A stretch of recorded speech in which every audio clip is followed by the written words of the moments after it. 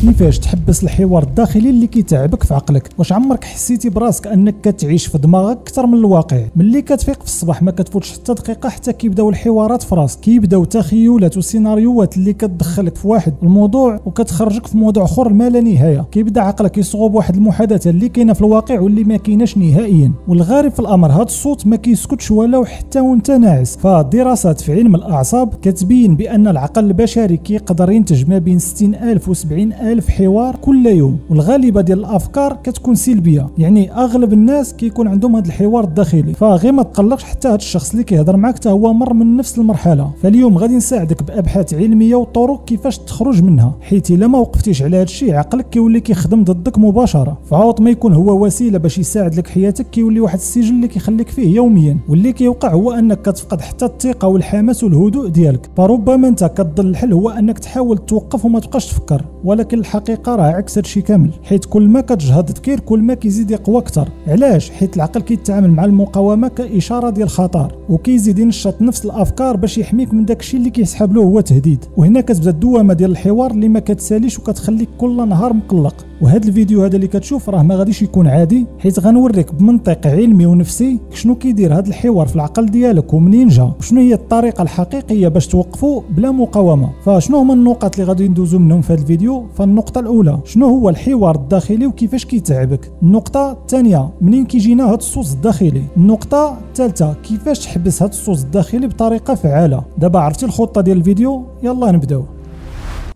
ونبداو باول حاجه اللي هو الحوار الداخلي. شنو هو الحوار الداخلي وكيفاش كيتعب الشخص؟ باش نكونوا واضحين، الحوار الداخلي راه ماشي مرض، هو غير واحد الميكانيزم كاين في العقل كيخليك تفكر وتنظم وكيحاول يدير تفسير داكشي اللي كيدور حولك. ولكن المشكل كيبدا ملي هذا الحوار كيتحول من مساله الفهم الى وسيله التعذيب، ما كيكونش في الصالح ديالك. وباش نبسطوا الفكره، تخيل معايا عقلك داير بحال واحد الاذاعه 24 ساعه على 24 ساعه ديما خدام. مره كتسمع واحد الصوت كيشجعك، مره كتسمع واحد الصوت كينتقدك، وشي مرات كيجيك صوت كاع اللي كيعذبك. وهاد الاصوات كلها ماشي خارجيه، هي كاينه في الداخل ديالك. واحد الدراسه معروفه من جامعه ستانفورد كيقولوا بان الانسان راه 80% من الوقت ديالو في التفكير الذاتي، واكثر من النص ديال هاد التفكير كيكون نقدي وسلبي. يعني دماغك كيولي كينتقدك اكثر من اللي كيساعدك. وكانت حتى واحد الدراسه في هذا المجال اللي كتسمى بكوغنيتيف بيهافيور، قالت بان هذا النوع ديال الحوار كيدير واحد التعب ذهني اللي كبير بزاف. يعني دماغك كيبقى يدور في نفس الحلقه ديالو. يعني حتى الا كنتي جالس بلا خدمه راه دماغك كيخدم ضدك. وهنا كيتبدل الاحساس الداخلي ديالك، كتولي غاضب ومتوتر وفاقد التركيز، وكتحس براسك ديما في حرب مع عقلك. وما عمرك كتكون عايش هذيك اللحظه، بل كتبقى عايش غير في الماضي والمستقبل. ولكن اللي بغيتك تعرف هو هذاك الحوار الداخلي راه ماشي عدو ديالك، لكن اللي محتاج منك غير واحد شويه ديال الوعي والتنظيم. راه ماشي توقف التفكير، ولكن توقف الطريقه اللي كتفكر بها. النقطة الثانية، منين كيجينا هذا الصوت الداخلي؟ راه قليل اللي كيعرف بان هذا الصوت هذا راه ما كيجيش من فراغ. يعني كيقول لك واحد المثال، راه ما كاينش عافية بلا دخان، ولكن هو راه مكون من الواقع ومن التجارب ومن التربيه وحتى من الناس اللي عاشرتيهم. والمصدر هو ملي كنتي صغير، اي كلمه سمعتيها واي موقف خفتي منه، والانتقادات اللي جاوك مثلا من المدرسه وحتى من الوالدين. هادشي كيتخزن في دماغك على شكل اصوات، واحد الجزء منك تعلم يردد هاد الاصوات باش يحميك من الخطر. ولكن غير مع الوقت ولا كيستعمل نفس اللغه، ولكن مع الاسف ضدك. مثلا فاش كتكون صغير وكيربيو فيك الخوف من كل حاجه، كيقول لك ها الغول غادي يجي، ما تخرجش للزنقه، راه كيسرقوا الدراري، وحتى من الضرب. وفاش كتبغي تعطي الراي ديالك فشي حاجه وكيقمعوك. وزيد عليهم حتى الفرزيات اللي كيديروا بعض الوالدين مع اولادهم. وهذا الشيء اللي قلت لك راه غير شويه من بزاف، لان كاين بزاف ديال الاسباب اللي كيخليو هذاك الحوار الداخلي ديالك. والمشكله عقلك كيخزن كاع هاد الرسائل السلبيه، وما كتبقاش تقدر تهضر في الواقع لانك تقمعتي من قبل. واليوم غتلقى هاد الاصوات كلهم مازالين في عقلك وكيمشيو ضدك، والاغلبيه ديالهم كيكونوا سلبيين. وغالبيه هذوك الحوايج اللي ما كتقدرش ديرهم في الواقع كتبقى تخرجهم غير واحد المحادثه مع راسك. وهذا الصوت هو هذاك النظام ديال الحمايه القديم باقي خدام، ولكن ما درتيلوش التحديث. وحتى دراسات في مجال علم النفس كيقول لك بان الحوار الداخلي هو نتيجه ديال برمجه عصبيه اللي تراكمت في العقل ديالك. والدماغ هنايا كيبدا يتعامل مع الواقع بالبرمجه القديمه، وكل مره كتغلط ولا كتخاف ولا كتحشم كتزيد كيتعاونوا باش تبقى هاد البرمجه، وكيزيد ياكدها بانها راه خدامه وما كيفرطش فيها. مثلا فاش كدوز من واحد التجربه فاشله، الصوت الداخلي كيسجلها على اساس اثبات انك ضعيف، وفي المستقبل كيرجع كيبقى يذكرك بها كل ما انت كتحاول تغير او تجرب شي حاجه جديده، حيت العقل ما كيعرفش يفرق ما بين الخطر الحقيقي والخطر النفسي. وهاد النقطه هي اللي بغيتك توقف عندها. راه ماشي اي فكره كتجي عندك راها صحيحه، العقل راه كيعطيك ردة فعل قديمه على المواقف الجديده. يعني انت كتبغي تبدا واحد الصفحه اللي جديده، ولكن هو كيعطيك واحد الصفحه اللي قديمه. وهنا اللي خاصك دابا تستنتج هو التغيير ماشي ضد العقل، لكن هو تحديد ديال العقل ديالك، تحاول تجددو باش ما يبقاش يخدم ضدك باسم الحمايه.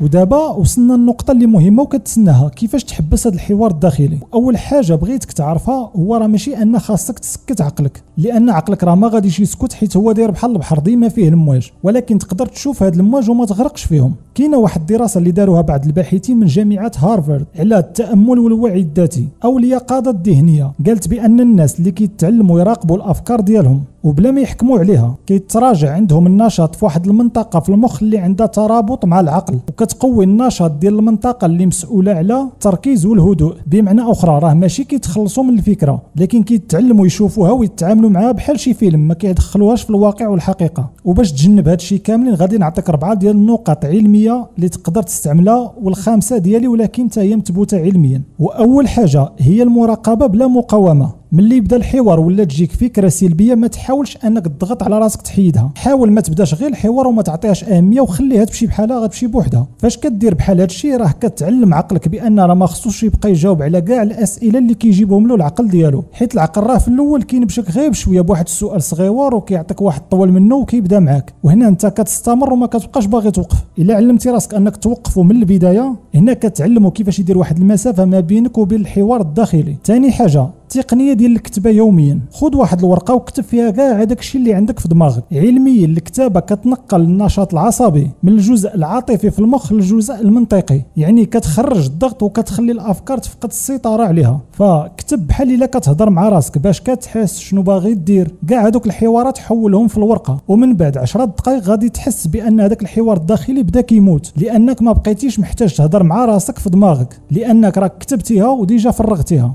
النقطه الثالثه التقنيه ديال التحرك والتنفس. العقل والجسد راه مربوطين مع بعضياتهم، يعني ملي كتكون غارق في الافكار الجسم كيتزير وحتى النفس ديالك كتولي غير سطحيه. ان فوا غير كتوقف وكتنفس مزيان تما كترسل واحد الاشاره للمخ كتقول له بان راه ما كاين حتى شي خطر، وهذاك الصوت الداخلي كيبدا كيهدأ بشويه. وحتى دراسات في مجال علم الاعصاب كيقول لك بان التنفس العميق كينقص من هرمون الكورتيزول اللي هو مربوط بالتوتر. والنقطه الرابعه هي عود البرمجه ديال عقلك. راه العقل ديالك حتى هو كيتعلم بحال العضله، كل ما كتكرر الاشياء الايجابيه كل ما كيتعلم. تقدر دير شي تمارين بسيطه كل صباح، مثلا تقول بعض الجمل اللي تكون ايجابيه على راسك، شي حاجه اللي ديجا درتيها وتبقى تشكر راسك عليها، اولا شي خطوه صغيره غادي ديرها اليوم. يعني راه فاش كتبدا تتعلم هذا الحوار جديد اللي هو كيكون ايجابي، حتى عقلك حتى هو كيتعلم وكيترودا وكيبدا يمسح هذاك الشيء القديم. يعني ملي كتوقف هذاك الصوت اللي كان فيك وهو سلبي خاصك تعوض بشي حاجه ايجابيه. والعقل ديالنا عنده طريقه واحده باش كيتعلم،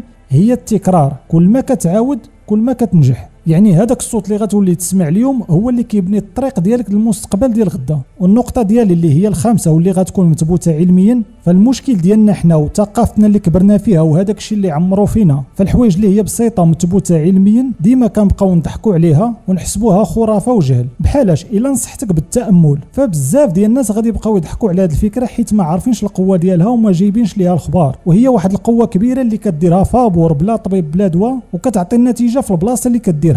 وثق بيا راه الا مشيتي درتيها بطريقه صحيحه راه عمرك ما غتفارق معها، حيت التامل كيعاونك باش تخوي الدماغ ديالك من السلبيه ويحيد هذاك الحديث اللي كيكون في الوسط ديالك، وكيعطي واحد الطاقه كبيره لعقلك باش يزيد يعاود يخدم معك اكثر من اللي خدم معك قبل. وكنظن هذه هي الطريقه السريعه والافضل ولا ربما ما كاينش بحالها اللي كتعطيك النتيجه في البلاصه وما كتخسر حتى شي حاجه غير في بلاصتك. فهذا الشيء ديال التامل راه كاين موجود بزاف في يوتيوب، تقدر تقلب وتلقى داك الشيء اللي كيناسبك. وهاد الخطوات اللي هضرنا عليهم هي الخطوه الاساسيه ديال التحكم في العقل ديالك وفي ذاك الحوار الداخلي. واللي خصك تعرف راه الا تحكمتي في العقل ديالك راك تحكمتي في المستقبل ديالك. دابا راك عرفتي الحوار الداخلي ومنين كيجينا وكيفاش كيتعبك، وعرفتي حتى الطرق كيفاش تخلص منه، ودابا بقات خاصه غير الخطوه منك باش تبدا. ومهما انك دابا انت في المرحله ديال التغيير غادي نخلي لك هذا الفيديو اللي كنهضر فيه علاش التغيير صعيب، وغادي نوريك حتى كيفاش تغلب عليه وتقدر تغير اي حاجه وتوصل ليها. فوصلنا للاخر، تهلاو ليا فراسكم ونشوفكم شي فيديو واحد اخر.